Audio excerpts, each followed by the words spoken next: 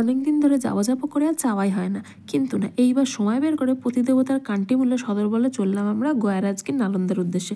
তোমরা যদি 4 দিনের ছুটি পাও অবশ্যই ঘুরে আসতে পারো ট্রেনে চেপে, কথা দিচ্ছি ভালো লাগবে। যেহেতু দেখো সাডেন ট্যুর প্ল্যান, তাই 1 উইকের মধ্যে রিজার্ভেশন টিকিট করেছি 6 জনের। আসানসোল থেকে রাত 10:40 চেপে গয়া স্টেশনে নামলাম আমরা রাত 2টায়। কাছাকাছি একটা হোটেল নিয়ে রাত কাটিয়ে এই তো সকাল সকাল ঘুরতে বেরিয়ে গেলাম।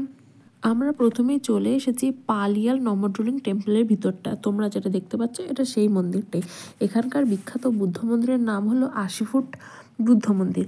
এছাড়াও চাইনিজ টেম্পলটা খুব সুন্দর। আমি খুব বড় ভিডিওটা লেংদি করছি না, তাই জন্য আমি একটা ওভারভিউ দিয়ে দিচ্ছি।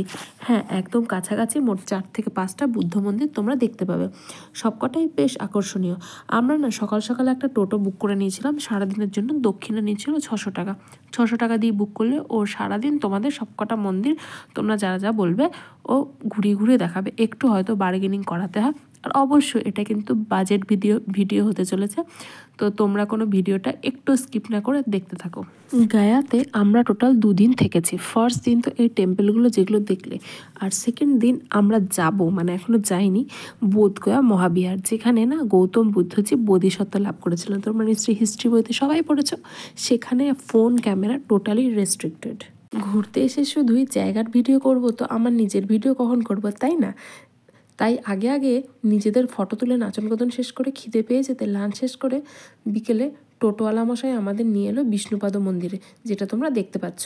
আর এখানে একটা নদী চলে যাচ্ছে যেখানে পিণ্ডদান করা হয় ডিসেম্বর মাসে। ওখানে আমাদের না খুব একটা বেশি ঠান্ডা লাগেনি, কিন্তু তাও শীতের রাতে রাত হয়ে যাওয়া আর সকালে বুদ্ধগয়া মহাবিহার যেতে হবে বলে আমরা চলে এলাম হোটেলে। আর বেশি বুদ্ধগয়া মহাবিহারে যেহেতু ফটোগ্রাফি রেস্ট্রিক্টেড, তাই না কোনো ভিডিও দিতে পারলাম না। এরপর ওই দিনই দুপুর 3:10 আমরা ট্রেনে চেপে চললাম রাজগীর নালন্দা। ট্রেনে চেপে শুনলাম ওখানকার সব ট্রেনগুলোই নাকি ডিগ করে চলে।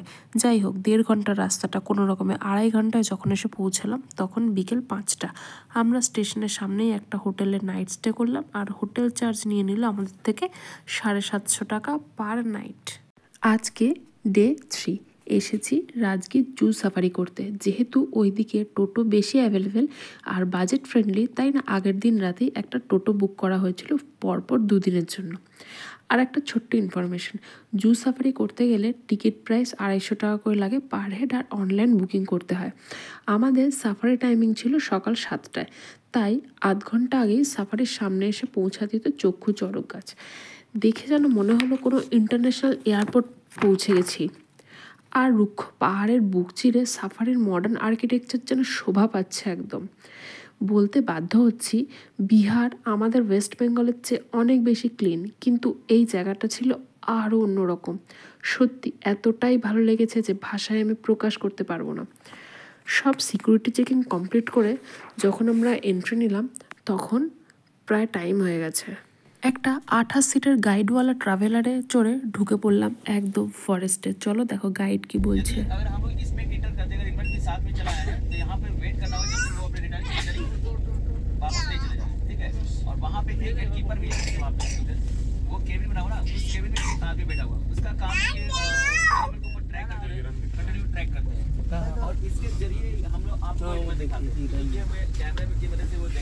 বাসটি খানিকক্ষণ এগোতে প্রথমে তো বেশ কটা মেল ডিয়ার, ফিমেল ডিয়ার, নীলগাই এগুলো দেখলাম। এরপর সরাসরি বিয়ার এনক্লেভে ঢুকলাম, যেখানে দুটো কিউট ভাল্লুক নিজেদের মধ্যে খুনসুটি করছে। আরও দুজনকে নিরাশ অবস্থায় দেখতে দেখতে মনটাও বেশ হতাশ হতে হতে দেখলাম সুন্দরী চিতাবাঘকে।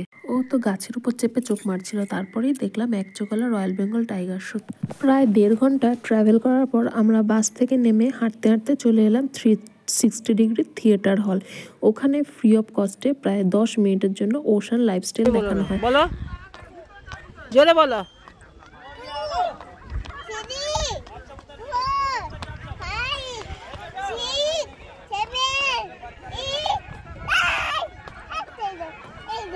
ট্রেনটা বলো। সাফারির ভিতরটা খুবই অ্যাট্রাকটিভ। ফটো আর ভিডিও করার জন্য তো হাজার একটা জায়গা আছে। এখানে নেচার সাফারিও করা যায়, গ্লাস ব্রিজ আর আরও অনেক রকম অ্যাক্টিভিটি ওখানে করা যায়। তবে আমরা সেখানে যাইনি, তোমরা সেখানে ঘুরে আসতেই পারো। তবে হ্যাঁ, অবশ্যই তার জন্য আলাদা টিকিট লাগবে কিন্তু। সব ঠিক থাকলেও আমার ফরেস্ট সাফারিটা একটু হলেও কম ভালো লেগেছে। কেন বলো তো? কারণ এত বড় জঙ্গল আর তার মধ্যে প্রতিটা জন্তুই না নিজে নিজে এনক্লেভে আটকানো। হয়তো আলিপুর জুতে সামনে থেকে এর থেকে বেশি 100% বেটার জিনিস দেখতে পাওয়া যায়। 3-4 ঘন্টা তো কাটলো, চলো এবার টাঙ্গা চড়ার পালা।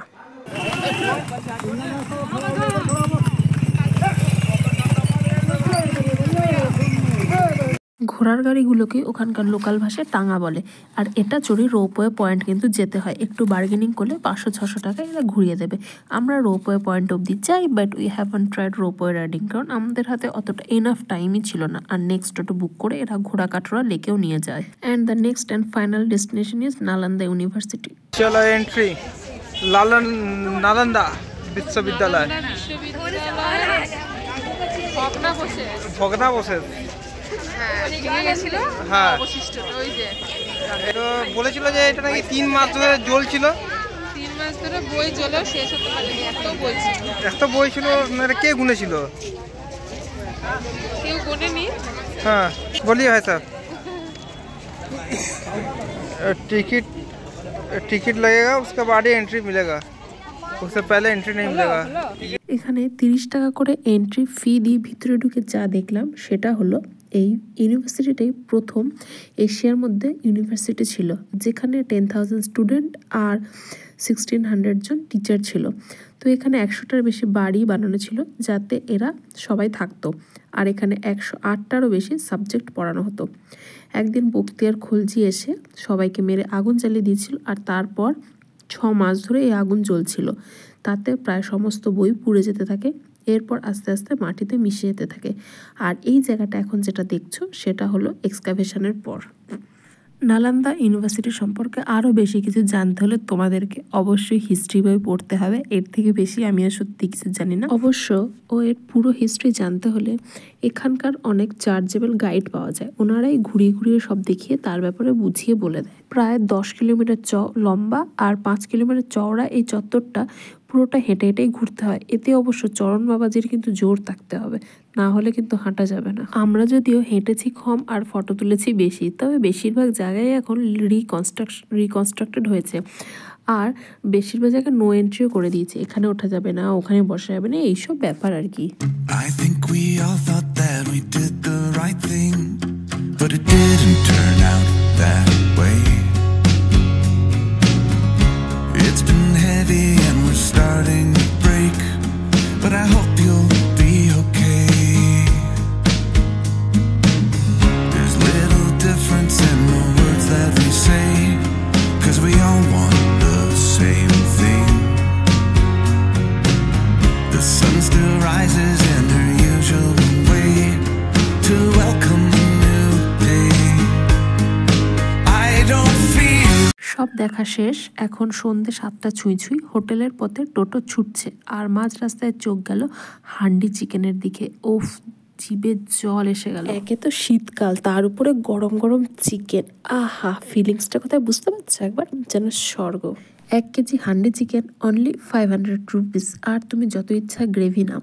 ওদিকে ওজন হচ্ছিল আর এদিকে আমরা কাঠকয়লাতে হাতগুলো সেঁকে নিচ্ছিলাম। বাট খাওয়ার পর করলে এটা মনে হচ্ছে বেশি ভালো হতো, কারণ I think we all thought that we did the right thing, but it didn't turn out that way.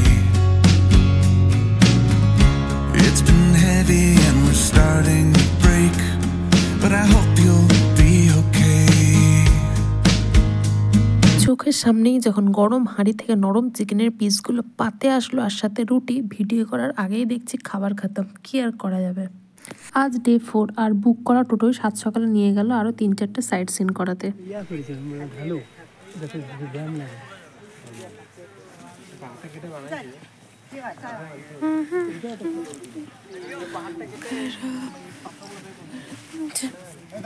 ছিল সোন ভান্ডার, এখানে হয়তো লুটপাট করা দামি রত্ন এখানেই এনে রাজারা রাখতো, কিন্তু ওখানে রাখতো কেন? আমাকেও তো কটা দিতে পারতো, তাই না? এবার গেলাম জারাসান্ত কা আখাদাতে, সব কটা পয়েন্ট একেবারে কাছে পিঠে। আমরা টোটোতে করেই গেলাম, এখান থেকে কিন্তু হেঁটেও যাওয়া যায়। হ্যাঁ, কন্টিনিউ ফটো বা ভিডিও তোলাটা কিন্তু জারি আছে, মনে রাখবে। I think we all thought that we did the right thing, but it didn't turn out that way. এবার এলাম নেক্সট সাইট সিন মানিহারে। এটা মেনলি ভগবান মনসাদেবের আরাধ্য পোষ্যর জায়গা বলে লোকমুখে প্রচারিত।